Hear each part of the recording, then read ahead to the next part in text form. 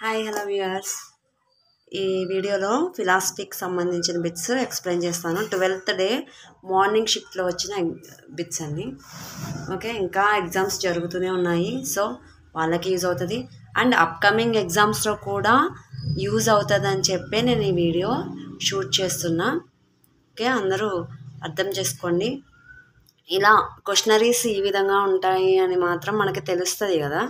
So upcoming అంటే ఇప్పుడు రాసే డిఎస్సియే కాకుండా ఆ తర్వాత వచ్చే డిఎస్సి ఎగ్జామ్స్ కూడా ఇట్లా మనకు ఆన్సర్ క్వశ్చనరీస్ ఇట్లా ఉన్నాయని మనకి అర్థమవుతుంది కదా. సో అందుకని నేను వీడియో చేస్తున్నా.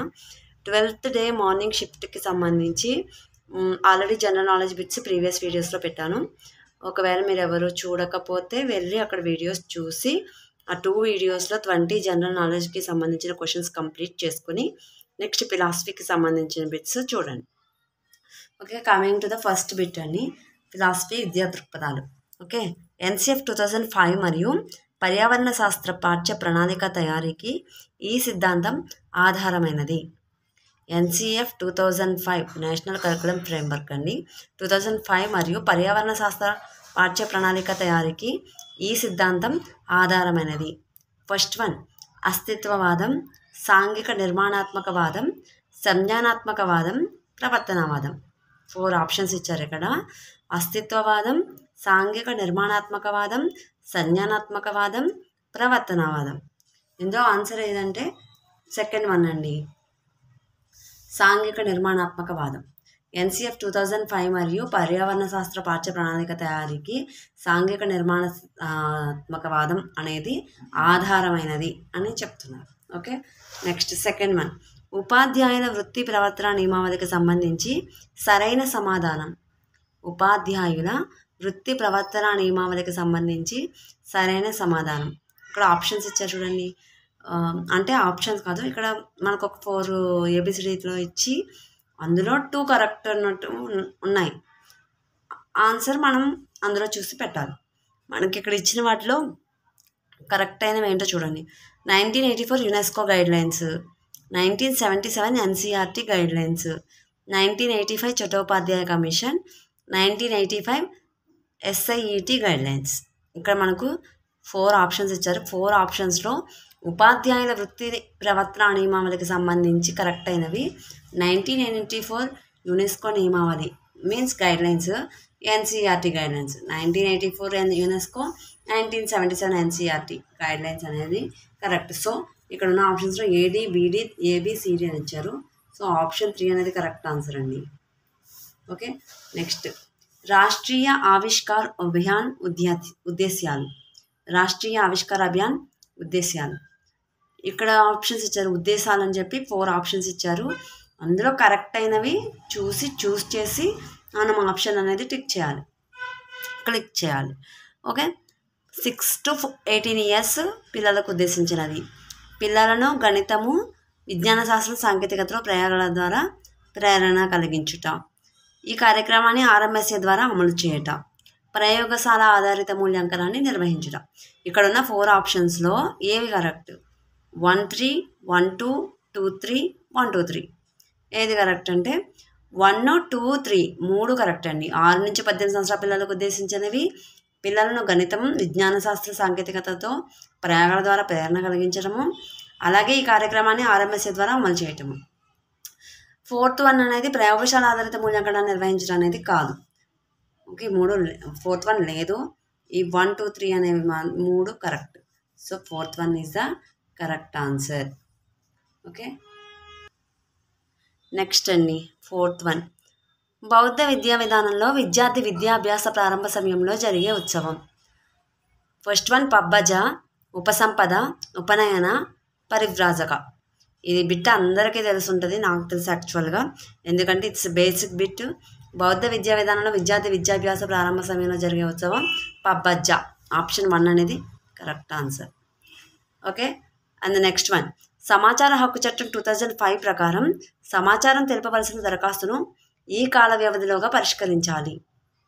సమాచార హక్కు చట్టం 2005 ప్రకారం సమాచారం తెలుపవలసిన దరఖాస్తును ఈ కాల వ్యవధిలోగా పరిష్కరించాలి. 6 months, 3 months, 2 months, 1 month. ఇక్కడ ఉన్న 4 ఆప్షన్స్లో 4th వన్ అండి, 1 month అనేది correct answer. So option 4 is the correct answer. Next NEP 2020 NCFFS 2022 ప్రతిపాదించిన గణిత బోధనలో వ్యూహాల గురించి సరైన సమాధానం గుర్తించండి. మూర్త అనుభవాల నమూనా. అనుభవం, మౌఖిక భాష, చిత్రాలు, రాత సంకేతాలు. మూర్త అంటే తెలిసినవి. నెక్స్ట్ 4 గడుల నమూనా. మౌఖిక గణితం, నైపుణ్య బోధన, నైపుణ్య అభ్యాసం, గణిత క్రీడలు. ఇక్కడున్న ఏ బి రెండిట్లో ఏది కరెక్ట్ అని మనకు ఆప్షన్స్ ఇచ్చారు. ఏ కరెక్టా, బి కరెక్టా, ఏబి కరెక్టా, ఏబిఆర్ కరెక్ట్ కాదా అని. ఇక్కడున్న 2 కూడా కరెక్టే. సో 3rd వన్ అనేది కరెక్ట్ ఆన్సరు. 3 ఆప్షన్ 3. ఇక్కడున్న 2 మూర్త అనుభవాల నమూనా, 4 గడుల నమూనాకు సంబంధించి ఈ 2 ఆప్షన్స్ కూడా correct answer. So AB correct, 3 అనేది correct answer. Next coming to the next bit. RTA 2009 act abolished. RTA 2009 act అనేది ఈ కింద ఉన్న 4thలో రద్దు చేసింది ఏంటి అని. 3 లాంగ్వేజ్ ఫార్ములా, అది త్రిభాషా సూత్రము, బోధన భాషగా మాతృభాష, క్యాపిటేషన్ ఫీజు, కొత్త పాఠశాలల ఏర్పాటు. ఇక్కడ క్యాపిటేషన్ ఫీజు అనేది రద్దు చేశారండి. ఇది కూడా అందరికీ తెలిసిన బిట్. ఆప్షన్ 3 అనేది కరెక్ట్ ఆన్సర్. RTA 2009 యాక్ట్ అనేది రద్దు చేసింది క్యాపిటేషన్ ఫీజుని. ఓకే. నెక్స్ట్ మతము, జాతి, కులము, లింగము, పుట్టిన ప్రదేశం ఆధారంగా రాజ్యం వివక్ష చూపరాదని నిర్దేశించే భారత రాజ్యాంగ అధికరణ. 15th article, 17th article, 18th article, 19th article. Article అంటే అధికరణ అని తెలుగులో. Okay. 15th article, 17th article, 18th article, 19th article. So ఇందులో ఆప్షన్ 1 15th ఆర్టికల్ అనేది కరెక్ట్ ఆన్సర్. 15th ఆర్టికల్లో మతము, జాతి, కులము, లింగము, పుట్టిన ప్రదేశం ఆధారంగా రాజ్యం వివక్ష చూపించకూడదని నిర్దేశించే భారత రాజ్యాంగ అధికరణం, దాని గురించి చెప్పిన అధికరణం ఇది 15th అనమాట. నెక్స్ట్ ఒక స్టేట్మెంట్ ఉంది, అది ఎవరు చెప్పారని. ఆ స్టేట్మెంట్ ఏంటంటే, రక్తంలో వర్ణంలో భారతీయులై ఉండి అభిరుచుల్లో, అభిప్రాయాల్లో, నైతికతలో, మేధస్సులో ఆంగ్లేయులుగా ఉండే కొత్త వర్గాన్ని ఏర్పరచడం ఇంగ్లీష్ విద్య లక్ష్యం. అంటే రక్తంలో వర్ణంలో కూడా భారతీయులై ఉండాలి, బట్ అభిరుచుల్లో, అభిప్రాయాల్లో, అలాగే నైతికతలో, మేధస్సులో ఆంగ్లేయులుగా ఉండే కొత్త వర్గాన్ని ఏర్పరచడం ఇంగ్లీష్ విద్య యొక్క లక్ష్యం అని తెలిపింది ఎవరు? Charles Grant, Hartog, Elphinstone, Macaulay. Lord Macaulay అనేది కరెక్ట్ ఆన్సర్ అండి. ఆప్షన్ 4 అనేది correct answer, Macaulay. Okay. And next bit, Vidyanjali పథకాన్ని ప్రవేశపెట్టిన వారు. విద్యాంజలి అనే పథకాన్ని ప్రవేశపెట్టిన వారు ఎవరండి? నీతి ఆయోగ్, విద్యా మంత్రిత్వ శాఖ, నైపుణ్యాభివృద్ధి మరియు ఎంటర్ప్రెన్యూర్షిప్ మంత్రిత్వ శాఖ, మహిళా శిశు అభివృద్ధి మంత్రిత్వ శాఖ.